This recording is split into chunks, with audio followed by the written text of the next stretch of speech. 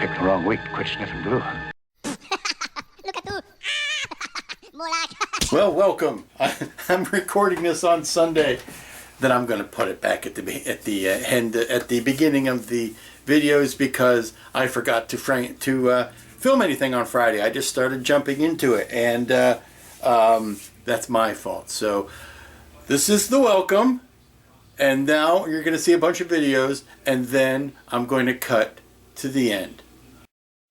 Okay, it's Saturday afternoon, mid-afternoon, and I suppose I should get around to filming something. I haven't done anything yet today. I've been negligent in my modeling duties. I've been out taking care of some other stuff and haven't been modeling.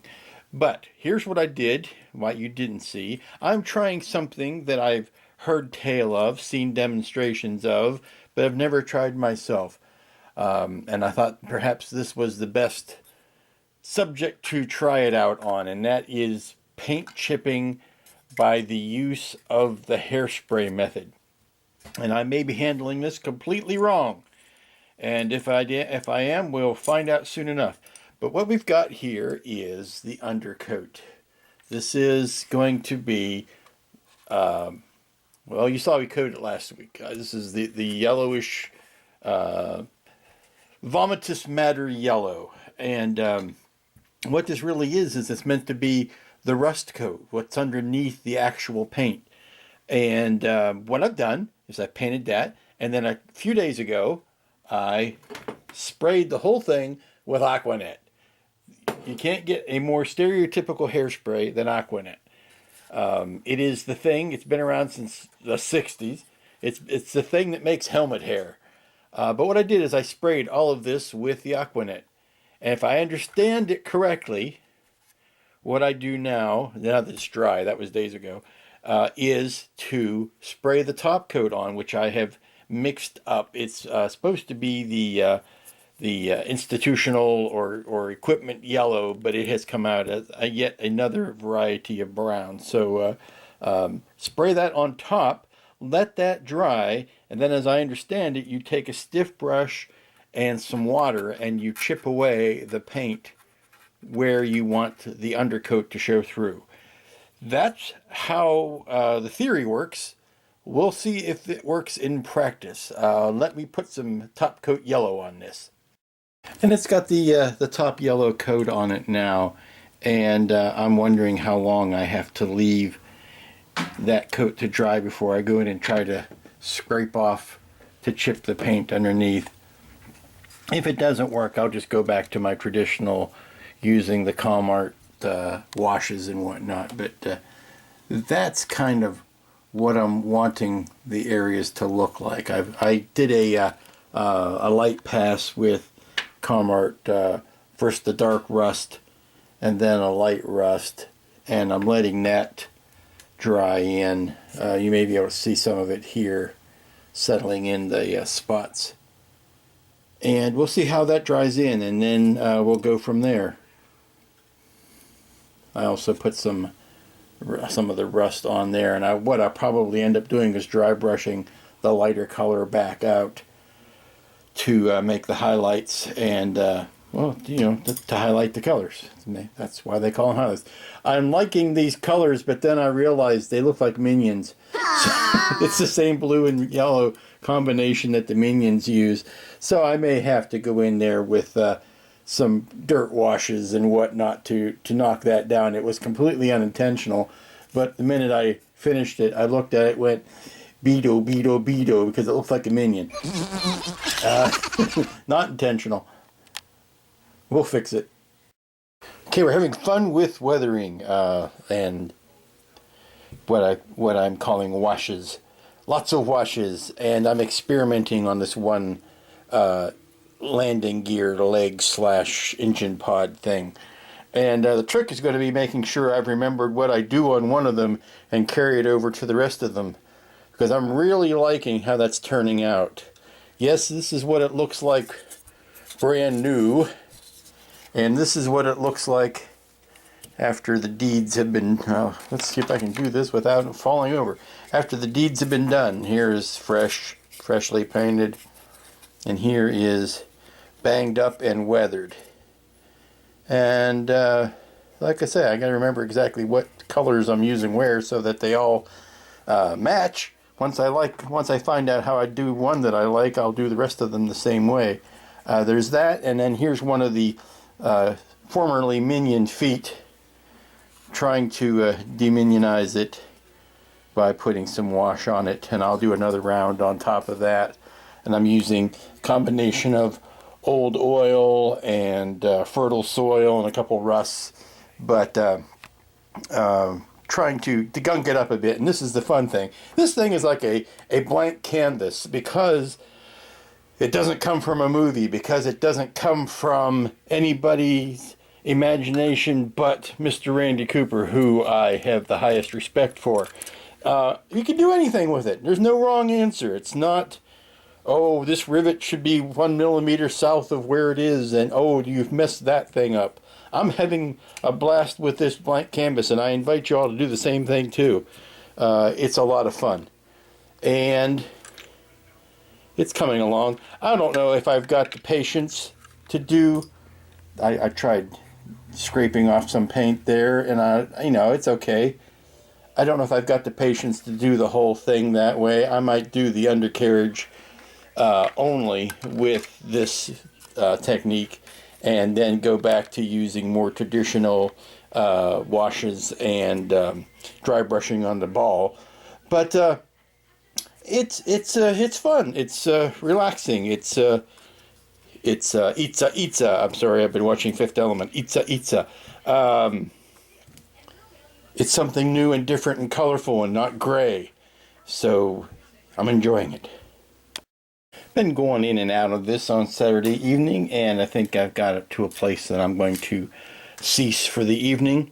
I have experimented with doing some more scratches and dings, scraping some paint. I think it's a combination of scratching the first layer of paint off and then going back in and touching some silver over top of that. So it's actually a removal and then an added. I think that's giving me the results that I'm looking for. Basically, all it's doing is allowing me to scrub the paint off of the high spots. And, it's new for me. I haven't done a lot of this before, but that's the look of it. I think I'm more comfortable with doing it with washes and dry brushing, but this is an interesting technique. I'll certainly need to get a lot better at it than this. Starting to age up this is the foot that I'm really happy with, and I'm trying to age up the other 2 feet so that they all look like they match and came off of this, or have experienced the same amount of wear and tear. This one's had the silver done to the high spots. These two have not yet, so that has yet to be done, but I want to wait till all that washing has dried. But this is it for Saturday evening of the full Hopper weekend. Good morning, it's Sunday. It's early Sunday. I've decided to I'm continuing along with the scratching of the paint. I don't know how much I enjoy that or how much I want to continue to do that, so it may not end up getting as paint chipped as it could have been. But I've decided to take this piece here off of the ball and attach it to the base, because all of the handling that I'm doing with it, every time I'm manhandling this and trying to scrape paint off of it, it's cracking because I'm squeezing like this, and when I handle it like that, it wants to crack. So by putting this piece in, not only am I not flailing about with all those stray wires, but I also get that reinforced body going on here, and it's just a lot more solid to work with. So what I'm going to do is glue this down in place and put some epoxy around these joints so that they're nice and solid. And I've also run into this joint here, which I don't like, where there's a gap that's formed. So I'm going to go ahead and put some putty up in there. putty up in there, putty up in here, not party up in there, putty up in here. And then I can go ahead and put some of these finishing pieces on. But I would recommend that this to anybody who's working on this kit is to just reinforces the whole body frame. And this is the wiring to the light, or to the landing gear lights, and this is power. So there'll be plenty of room to work up here once the globe is, the ball is in. But I think it's just an easier way to work on it. I may regret it, who knows. Okay, don't get excited. It's way too early to add this ball to the base. But what I needed to do was, when I put that piece in the center, it actually, the lip has to fit underneath it to allow the ball to join to it. So I needed to have the ball spaced underneath it so that it's a tight fit. Now what I'm going to do, now that I've got this in, is I want to reinforce that joint. Let me get my little pointy thing out. I want to reinforce these joints here with a little bit of epoxy. But to do that, I wanted to make sure I had the proper amount of space underneath it so that when I go to put the ball on later, it will in fact fit where it's supposed to. So I'm taping the ball in place just for now, and then I can go ahead and put some epoxy on that joint, making sure that I do not get any on the joint of the rest of the ball here, so that it will come off when I need it to. But here's let me step back. Here's an idea of how everything fits together. So, little glimpse of things to come. Welcome back. It's Sunday afternoon, just slightly afternoon, and we're getting back on Hopper. It's been Hopper all weekend. One project all weekend. Hard to believe, but yes, I can do one project. Luckily, this project has enough aspects to it that I can set something aside when I get bored with it or get stymied on something and go to another aspect of it and jump around within the same project. It's like having 4 small models going on at the same time, which is my norm. But here we are, and getting to the point where I have aged up this one landing gear the way I like it. And I need to remember how I did that and carry it over to these other 2. The other important thing I learned from the last video that you saw was how it's eventually all going to go together, and the way to tackle it. And that is going to be, I'm going to take this half. I'm trying to, my arm is only but so long. I cannot hold it far enough away to get it all in the video, and at the same time I'm holding the camera. But this is one half with the central piece in it and the front door in it. And what I'm going to need to do is build up the interior, kind of slide the interior into this side, and then attach this side to the base, like so, and then get that all happy and get everything worked out, and then add this side to it. I'm not going to be able to, well, since I've put this piece down, I think the instructions call for you to build the ball complete and then attach it to the undercarriage, but that just wasn't working for me. So the contrarian that I am, I had to go ahead and join that central piece. But what I'm going to do now is kind of finish up the landing gear. I don't know if I'm going to get this whole undercarriage done today, or at least to where I'm happy with it today. But I need to get the sub-assemblies of it done to the point where I can do whatever weathering or aging that has to go over the whole thing done. And what I mean by that, it's kind of a splitting hairs thing to say, but I'm going to try to explain myself. There's a certain amount of weathering I can do to the individual pieces before I attach them, but at a certain point I'm going to need to attach everything to this undercarriage that I can, and then weather that kind of completely in situ, if you want to use the Latin on it. What that means is I can weather stuff that I'm not going to be able to get to easily now but once it's in place, it'll be proper. But say I want to carry a streak of weathering this way, or like you would do a laser blast, or some sort of battle damage. Now, it doesn't necessarily apply to this because it's not going to have streaks in it from laser hits and stuff like that. It's just not that type of project.